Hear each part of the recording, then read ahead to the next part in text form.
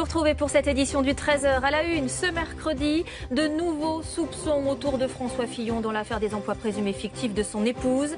La justice élargit son enquête pour escroquerie, faux et usage de faux. Des documents qui interpellent les enquêteurs ont été saisis lors d'une récente perquisition à l'Assemblée. La présidentielle sur le fond et notre enquête sur les thèmes majeurs de la campagne. Aujourd'hui, la religion, la laïcité, deux sujets qui doivent prendre une place importante selon vous. Ce sondage révèle aussi que l'islam pose question. Toutes vos réponses, vos attentes et les mesures phares des candidats avec Jeff Wittenberg. Les ordinateurs portables, tablettes et consoles de jeux seront-ils interdits demain en cabine dans les avions? Le Royaume-Uni et les États-Unis viennent de le décider sur certains vols. Ils craignent des attentats, des explosifs à la place des batteries. La France réfléchit. Dans votre 13h, nous serons dans un de ces villages qui disent non aux pesticides. En Charente, Ruelle sur Touvre interdit toute pulvérisation dans les champs à moins de 50 mètres des habitations. Les agriculteurs montent au créneau, ils craignent que d'autres communes fassent de même. Et puis nous découvrirons ensemble une poule d'exception, une fierté normande qu'au départ on doit aux Vikings et qui a bien failli disparaître. La poule de Gournay est si fine et délicate qu'elle est cuisinée dans les plus grands restaurants. Voilà pour les titres. Mesdames présidentielles sur le fond, les idées, les projets. On s'y arrête maintenant avec notre série d'enquêtes menée avec Ipsos Soprasteria.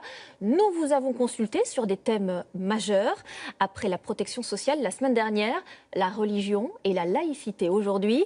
Dans un instant, Jeff Wittenberg nous détaillera vos réponses et vos attentes. Les avis sont très tranchés. D'abord, ce reportage à Évry, une ville où tous les cultes sont représentés. À votre avis, quelles orientations doivent être prises? Lilia Melconian et Solène Grippon sont allées à votre rencontre. C'est un sujet qui fait toujours débat au sein de la société française, mais aussi entre les candidats à l'élection présidentielle. Laïcité, vivre ensemble, religion, signes religieux, communauté, des valeurs essentielles aux yeux des Français, mais des valeurs qui seraient menacées selon eux. Nous sommes allés à Évry, dans l'Essonne. Ici, toutes les religions ont leur lieu de culte. Athées et laïcs côtoient des pratiquants catholiques, musulmans, juifs et bouddhistes. Mais qu'est-ce que la laïcité? La plupart des Français en ont leur propre interprétation. La laïcité, c'est de respecter le choix des autres. Hein.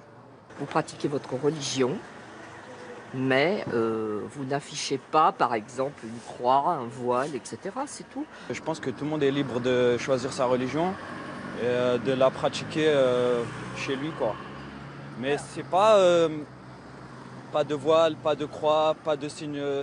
Moi, je pense que c'est au contraire, c'est toutes les religions devraient cohabiter. Dans ce cabinet médical d'Évry, les patients sont à l'image de la ville.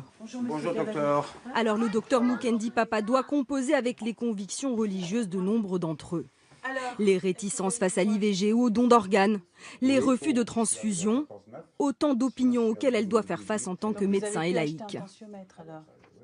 Évidemment que c'est interpellant pour moi, je pourrais dire, voilà, je ne suis pas d'accord sur telle ou telle chose, mais ce n'est pas mon rôle. Ici, mon rôle est de diagnostiquer une maladie. Je ne peux pas accepter que des femmes puissent mourir d'un problème de cancer du col de l'utérus qui est tellement facile à dépister, qui est tellement facile à soigner, sous prétexte qu'elles ne voudraient pas voir des gynécologues parce que ce sont des hommes. Ce n'est pas juste. Et qu'est-ce qu'on répond à ces femmes-là, justement? On parle, on discute.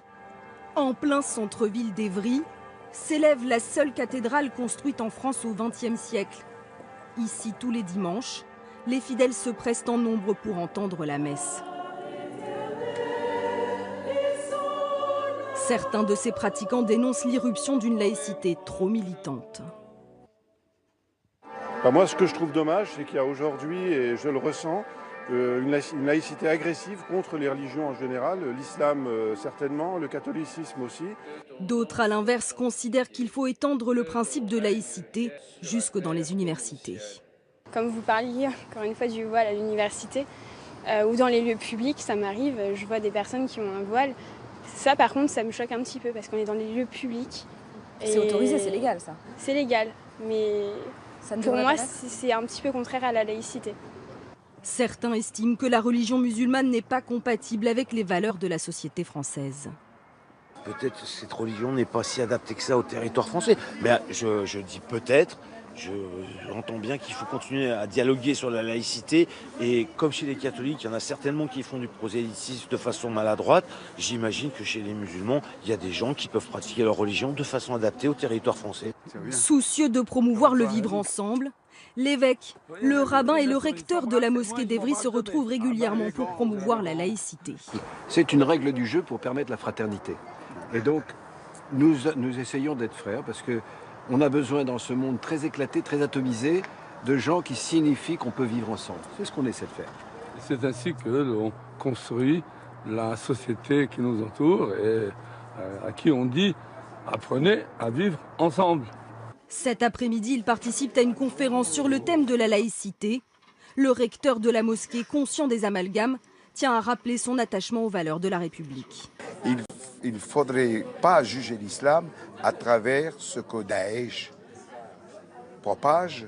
Nous les musulmans, si la France demain est menacée, nous sommes là pour la défendre, y compris la laïcité. Ici à Évry, les habitants se disent très attachés à la laïcité.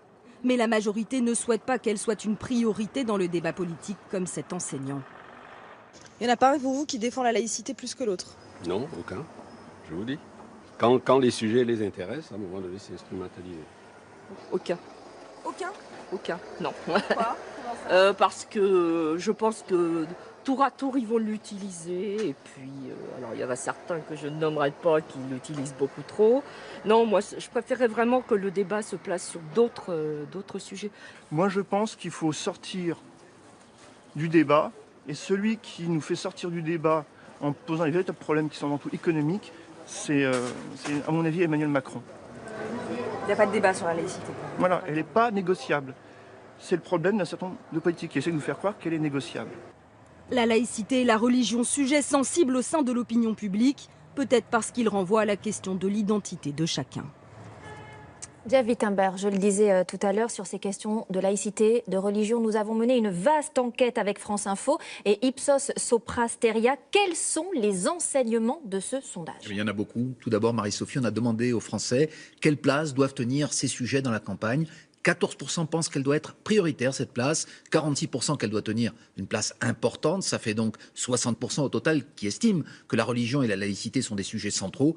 40% des Français pensent que ces questions sont secondaires. Bon, si on rentre plus dans le détail, quel regard portent les Français sur la laïcité? La laïcité, c'est un plébiscite. 90% des Français pensent que c'est une valeur essentielle de la République, mais c'est une valeur qui semble être en danger à leurs yeux. 74% des personnes interrogées estiment en effet que la laïcité est aujourd'hui menacée.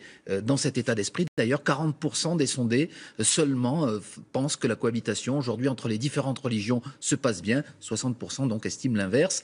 Et selon la préférence politique, si la laïcité est jugée menacée par tout le monde, par 69% des électeurs de Jean-Luc Mélenchon, 56% chez Benoît Hamon ou 68% chez Emmanuel Macron, plus on est à droite, plus on se déclare inquiet. 75% des électeurs de François Fillon et 92% chez Marine Le Pen pensent que la laïcité est menacée. Mais alors justement, est-ce que tous les Français ont la même conception de la laïcité? Non, Marie-Sophie, si pour 43% des Français, la laïcité, c'est la liberté de pratiquer sa religion ou de n'en avoir aucune, un quart, 25%, pensent que c'est d'abord la préservation de l'identité traditionnelle de la France chez les électeurs de Marine Le Pen. C'est d'ailleurs la réponse qui arrive en premier. Le regard diffère d'ailleurs aussi selon la religion dont on parle. 94% des Français pensent que la religion catholique est compatible avec les valeurs de la société française. 83% ont le même avis sur la religion juive, mais seuls 39% des sondés jugent que la religion musulmane est compatible avec les valeurs de la France. Et selon sa préférence politique, qu'est-ce que cela change? Eh bien oui, on en voit une vraie ligne de fracture dans l'électorat, car si pour 66%, 2 tiers des électeurs de Benoît Hamon et 57% de ceux d'Emmanuel Macron, l'islam est compatible avec la France, 48% avec les valeurs de la France, 48% seulement ont cet avis chez les électeurs de Jean-Luc Mélenchon. Ils ne sont que 27 chez François Fillon et à peine 13 chez les électeurs de Marine Le Pen. Bon, parmi les mesures, les principales mesures proposées par les candidats, lesquelles sont les plus plébiscitées par les Français? Alors, même si elle est plus liée au risque terroriste qu'à la laïcité, 83% des Français seraient encore favorables aujourd'hui à la déchéance de nationalité pour les binationaux qui seraient liés au djihad. Une grande majorité d'entre eux, 79%, souhaitent l'interdiction du port du voile à l'université. En revanche, le financement public des mosquées n'est souhaité que par 40% des sondés, même si pour beaucoup c'est un moyen d'éviter les financements étrangers